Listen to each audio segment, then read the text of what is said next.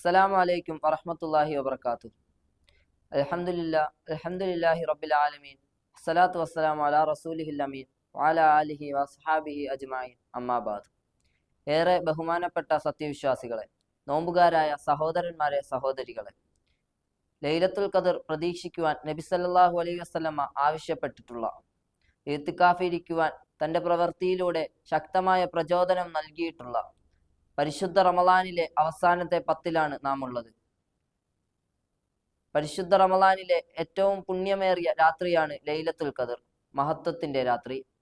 ആ രാത്രിയാണ് ഖുർആൻ അവതരിപ്പിക്കപ്പെട്ടത്. ആ രാത്രിക്ക് 1000 മാസത്തേക്കാൾ ശ്രേഷ്ഠതയുണ്ടെന്ന് ഖുർആൻ പറയുന്നു. ലൈലത്തുൽ ഖദ്രി ഖൈറും മിൻ അൽഫി ഷഹർ. ഖദറിൻ്റെ രാത്രി 1000 മാസത്തേക്കാൾ ഉത്തമമാണ്.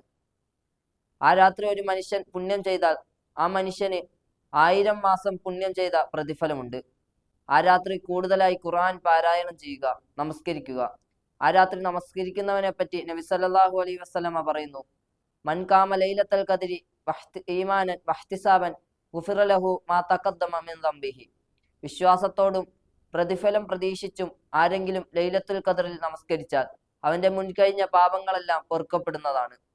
ഒരിക്കൽ ആയിഷ റളിയല്ലാഹു അൻഹ നബി സല്ലല്ലാഹു അലൈഹി വസല്ലമയോട് ചോദിച്ചു, നബിയെ, എനിക്ക് ലൈലത്തുൽ ഖദ്ർ ഏത് രാത്രിയാണ് എന്ന് തിരിച്ചറിഞ്ഞു കഴിഞ്ഞാൽ നബിയെ, ഞാൻ ഏത് ദുആ ചെല്ലണം?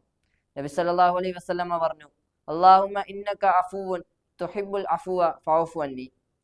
അല്ലാഹുവേ, നീ മാപ്പാക്കുന്നവനാണ്. അല്ലാഹുവേ, നീ മാപ്പിനെ ഇഷ്ടപ്പെടുന്നവനാണ്. അതുകൊണ്ട് നീ എനിക്ക് മാപ്പ് തരണമേ.